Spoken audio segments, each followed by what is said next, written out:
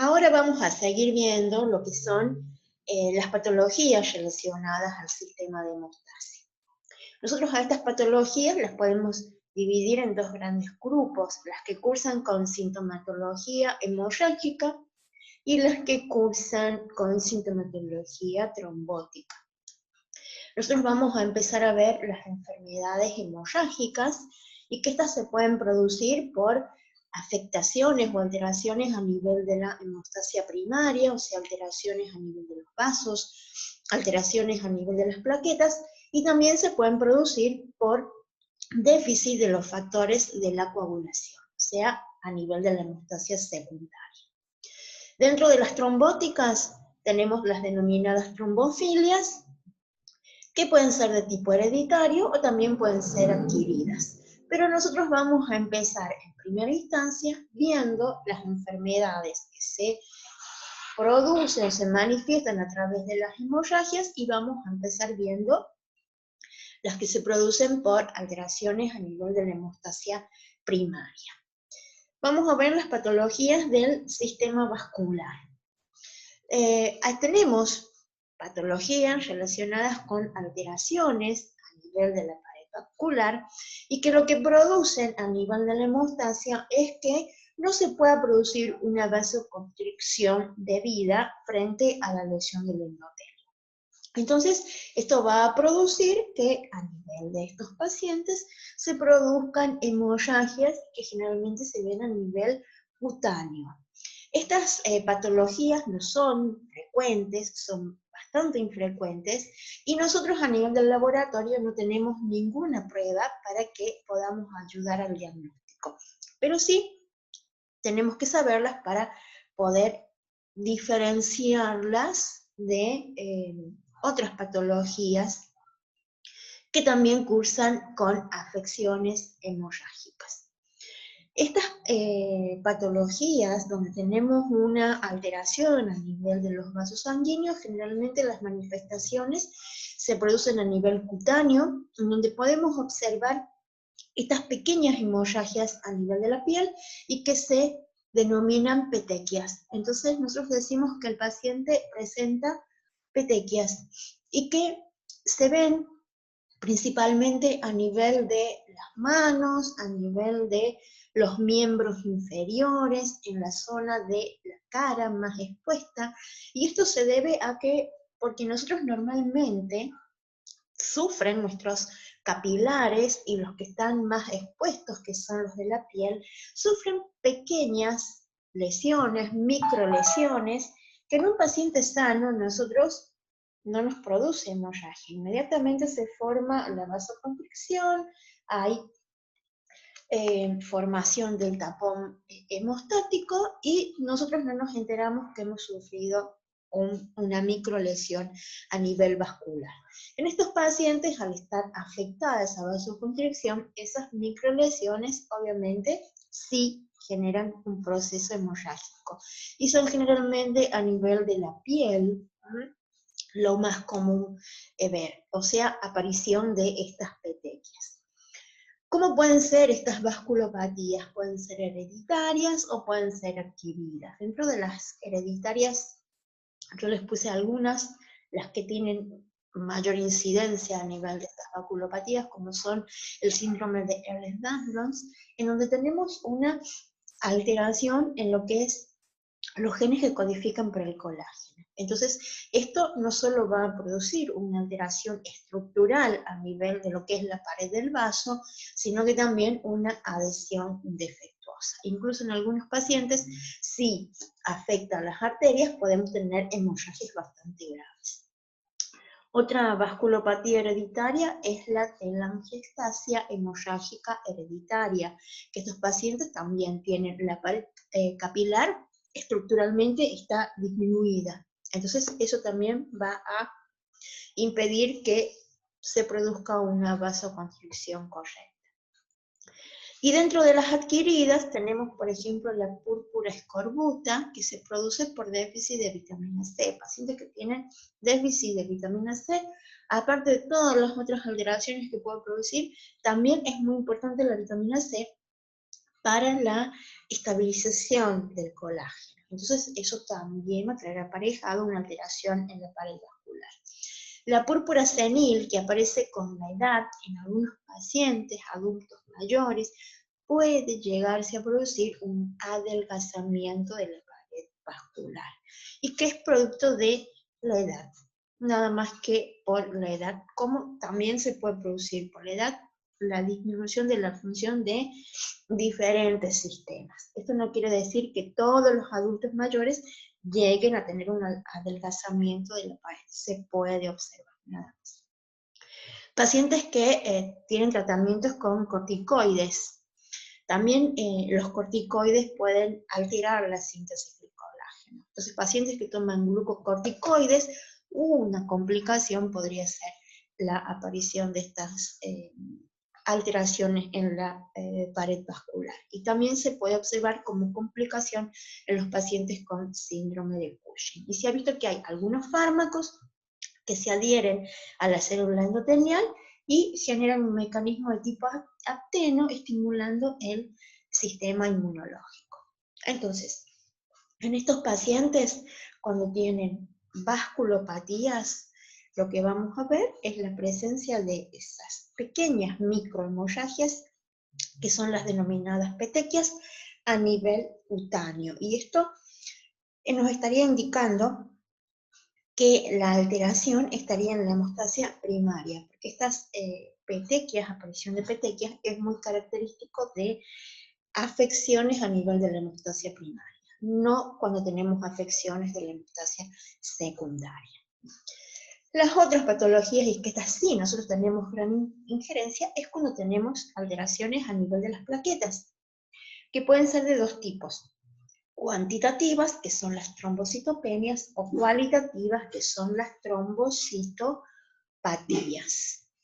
Las trombocitopenias, vamos a decir que un paciente tiene trombocitopenia cuando a nivel de sangre periférico su número se encuentran por debajo del límite inferior normal, o sea, por debajo de 150 por 10 a la 9 por litro.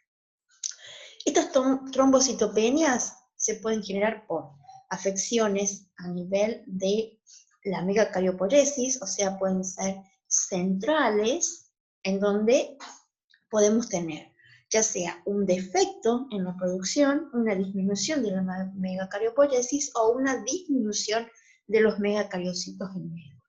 O pueden ser periféricas, porque hay una distribución anormal de las plaquetas en sangre periférica o tienen aumentada su destrucción.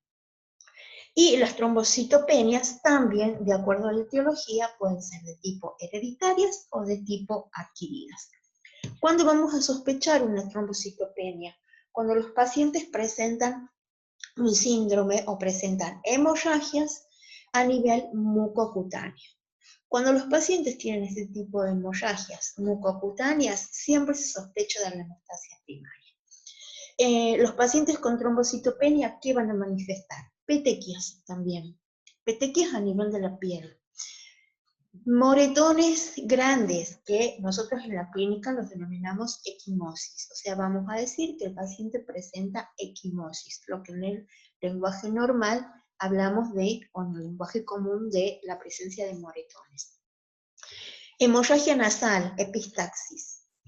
Hemorragia a nivel de las encías, gingivorragia. Incluso en las pacientes mujeres puede haber un aumento durante el sangrado menstrual, las metrorragias. O sea, tenemos hemorragias a nivel mucocutáneo.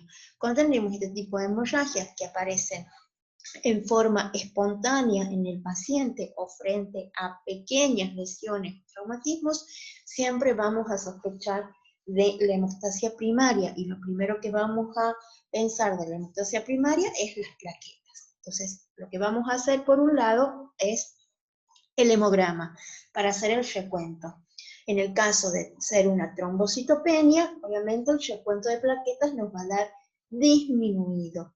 Y acá es muy importante que ustedes tengan en cuenta lo que es la toma de muestra para evitar activación de plaquetas y aglutinación, porque ese es el error más frecuente que nosotros podemos tener a nivel de lo que es el recuento plaquetario. obtener un valor disminuido, pero porque ha habido aglutinación de plaquetas por una toma de muestra incorrecta. Entonces, el recuento de plaquetas, evaluar el volumen plaquetario medio que nos da el aparato, observar el histograma de frecuencias de las plaquetas, porque muchas de estas trombocitopenias cursan con presencia de macroplaquetas. Entonces es muy importante observar el histograma y después observar el frotis. No solo evidenciar realmente si hay macroplaquetas, también ver que no haya aglutinación de plaquetas, porque si nosotros observamos aglutinación de plaquetas, obviamente este recuento que nosotros realizamos contiene un error por defecto. Es muy importante acá el número de las plaquetas para determinar si el paciente tiene trombocitopenia o no. Otra prueba que podemos hacer también es el tiempo de sangría, que nos va a dar alargado, porque obviamente en estos pacientes tienen el número de plaquetas disminuidos, lo cual va a hacer que el tiempo de sangría esté alargado. Si hacemos las pruebas funcionales plaquetarias, vamos a tener que las pruebas nos van a dar normales, siempre y cuando las podamos hacer. Que no haya una trombocitopenia muy severa, porque si no las pruebas ahí no las podemos realizar. Y las pruebas de coagulación, por ejemplo, si hacemos el TP, el APTT, nos van a dar totalmente normales, porque acá el defecto está en el número de las plaquetas. Las trombocitopenias, como dijimos, pueden ser hereditarias o pueden ser adquiridas. Las hereditarias son de baja incidencia y se deben a mutaciones genéticas que afectan la trombopoiesis, pueden producir disminuciones en los megacariocitos e incluso producir alteraciones estructurales en las plaquetas, aumentando su eliminación. Acá yo les puse las que nosotros podemos, dentro de las trombocitopenias hereditarias, las que tienen mayor incidencia clínicamente. Pero en general, las trombocitopenias hereditarias tienen baja incidencia a nivel clínico. Vamos a pensar en una trombocitopenia, o si tenemos una trombocitopenia, más bien primero en lo que son las adquiridas, que ya las vamos a ver ahora. Tenemos en este grupo la trombocitopenia amegacariocítica congénita, que es autosómica recesiva, y acá lo que tenemos es una mutación a nivel del gen que codifica para el receptor de la trombopoyetina. Entonces, megacariocitos tenemos, o el paciente tiene megacariocitos, pero no está estimulado. Y esta afección empieza a afectar desde el embarazo. Entonces, estos niños, estos recién nacidos, ya tienen, al momento de nacer, una trombocitopenia bastante importante. Porque la megacariopóyesis, no está estimulada. Durante la infancia pueden evolucionar a una pancitopenia y llegar a una aplasia medular bastante grave a nivel de médula. Entonces, comienzan con una trombocitopenia y evolucionan a una aplasia, con las 3 líneas celulares bastante disminuidas. Después tenemos el síndrome de Meigs-Hegling, Fechner, Sebastian y Epstein, que es autosómico dominante, y tenemos acá hay una mutación a nivel del gen Mi9, y que está relacionada esta mutación con una trombopoiesis inefectiva. Entonces, estos pacientes a nivel de médula, los megacariocitos están normales, pero la megacariopóyesis no se realiza de forma normal, con lo cual tienen a nivel periférico trombocitopenia y presencia de macroplaquetas. Y por último tenemos el síndrome de DiGeorge, que hay una deleción en el cromosoma 22, y esta deleción está relacionada con también una disminución en la producción de plaquetas. Cursa con trombocitopenia y también se pueden observar macroplaquetas a nivel periférico. Ahora, las trombocitopenias más frecuentes a nivel de la clínica son las adquiridas, que se pueden deber por defectos en la producción, una distribución anómala o un incremento en la destrucción de las plaquetas. Una distribución anómala, vamos a tener una trombocitopenia por distribución anómala en aquellos pacientes que cursan con esplenomegalia, cualquiera haya sido su causa. Nosotros normalmente, en un paciente normal, el 80% de las plaquetas a nivel periférico se encuentran circulando en sangre y el 20% restante se encuentra a nivel del vaso. En los pacientes con esplenomegalia, este porcentaje a nivel del vaso aumenta, disminuyendo el porcentaje circulando. Entonces aparece la trombocitopenia. Por eso es esperable, o cuando se tiene un paciente con esplenomegalia, es muy importante determinar si ya tiene una trombocitopenia manifiesta. Otra causa adquirida son los defectos en la producción, que se pueden deber a las aplasias medulares, se pueden deber a una infiltración tumoral, como ya vimos, por ejemplo, en los procesos leucémicos. En las leucemias tenemos una disminución del tejido hematopoyético normal, aparece la trombocitopenia como complicación.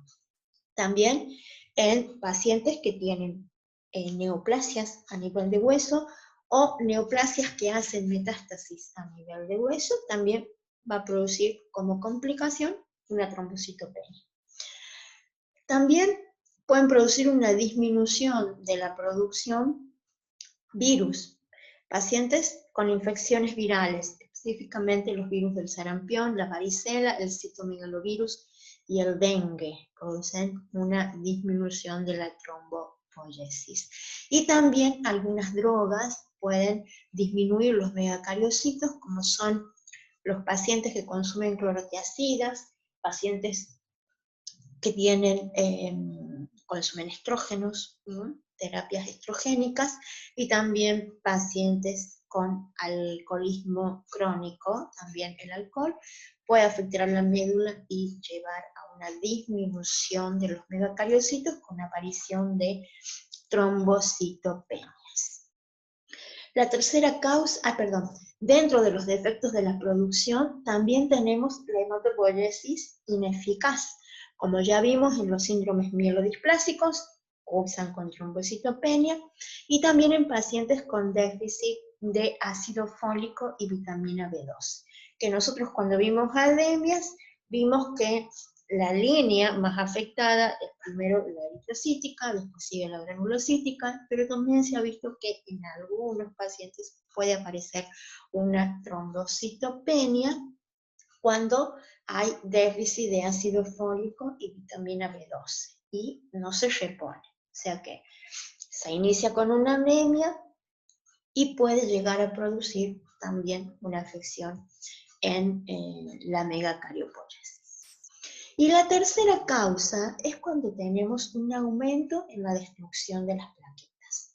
Y que esto se puede deber a causas inmunes o no inmunes. Cuando nosotros tenemos un aumento en la destrucción de las plaquetas, generalmente, ¿qué vamos a ver en estos pacientes?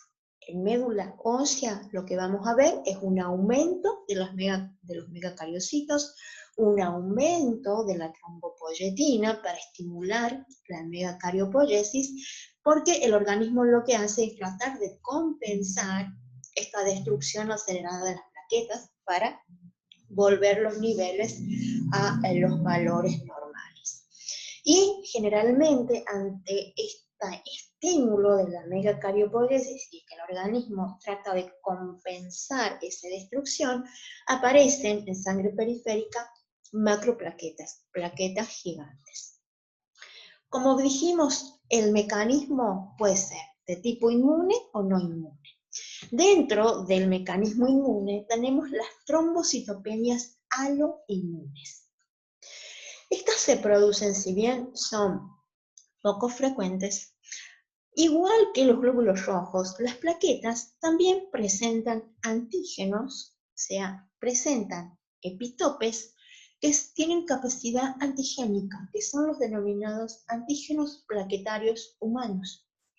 y que se encuentran localizados estos epitopes antigénicos en las glicoproteínas 3B, 2A y la glicoproteína 1.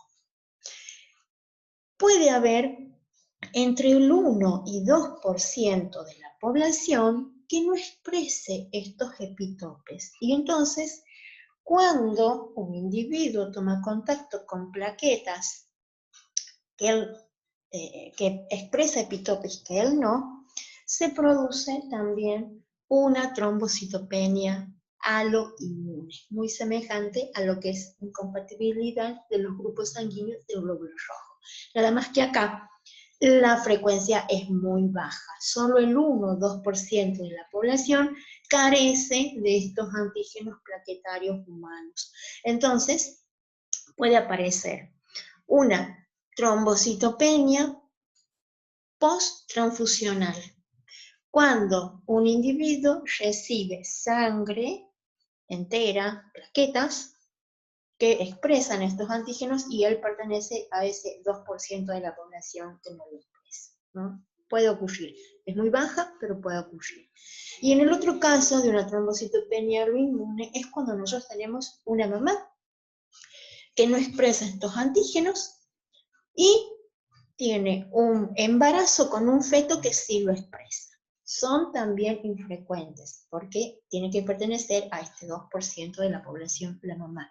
Y el mecanismo que se genera es muy parecido a lo que nosotros vemos en la anemia hemolítica del recién nacido. Nada más que acá están las plaquetas. Entonces, tenemos una mamá que en el primer embarazo va a tener contacto con esas plaquetas que expresan estos antígenos y que sus plaquetas no, y ante un segundo embarazo ya va a tener estos anticuerpos que atraviesan placenta y ese recién nacido va a tener o va a nacer con una trombocitopenia. Igual no son situaciones frecuentes en la clínica, pero las tenemos que conocer porque se pueden presentar, con baja incidencia, pero se pueden presentar.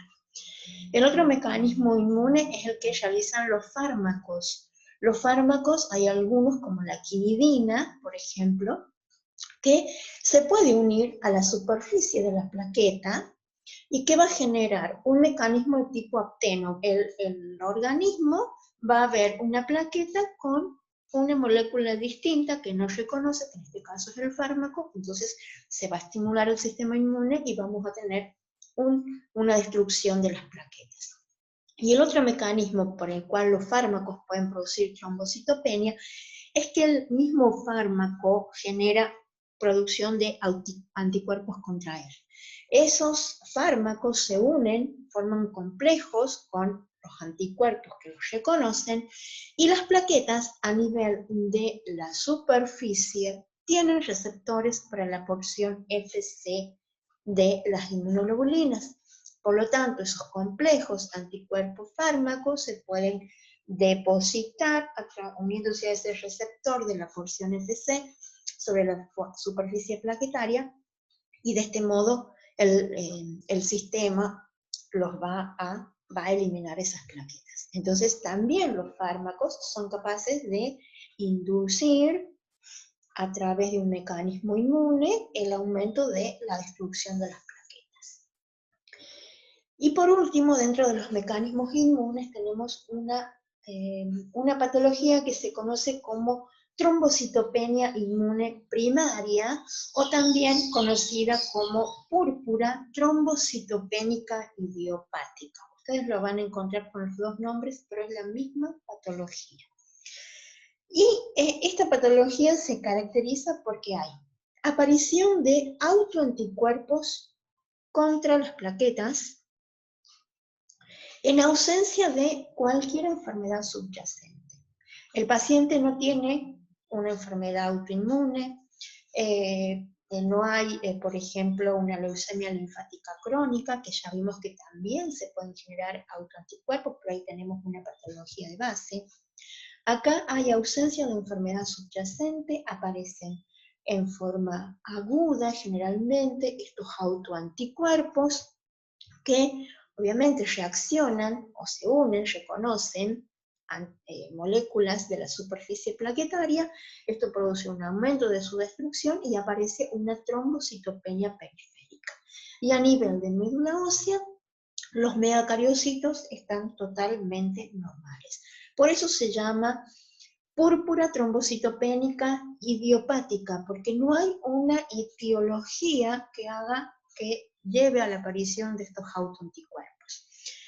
Esta púrpura trombocitopenia idiopática o trombocitopenia inmune primaria puede aparecer en la niñez, puede aparecer en el adulto, en cualquier edad puede aparecer.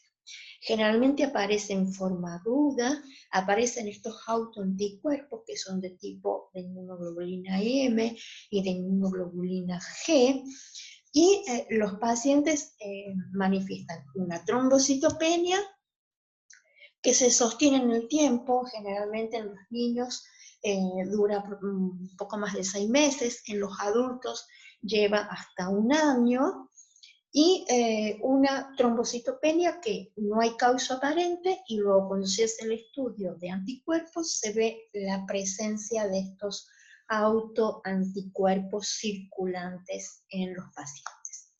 Es idiopática y generalmente el tratamiento que se les hace es con inmunosupresores para disminuir esos autoanticuerpos.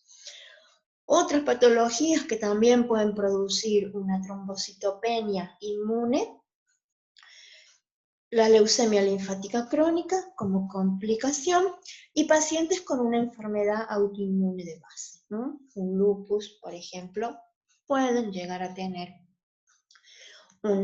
desarrollar con el tiempo autoanticuerpos contra las plaquetas también. Y después, dentro de los mecanismos no inmunes, tenemos, por ejemplo, el síndrome urémico hemolítico, la coagulación intravascular diseminada, que ya la vamos a ver, que es una patología en sí, que pueden llegar a un aumento en el consumo de las plaquetas, ¿no? Y dentro del otro grupo tenemos las trombocitopatías, que las trombocitopatías son pacientes que también desarrollan hemorragias, pero acá el número de las plaquetas está normales, lo que está alterada es su función. Y también pueden ser congénitas o pueden ser adquiridas, las trombocitopatías. Dentro de las trombocitopatías congénitas tenemos que podemos tener alterada la capacidad de adhesión, podemos tener defectos en la agregación o podemos tener defectos en la secreción.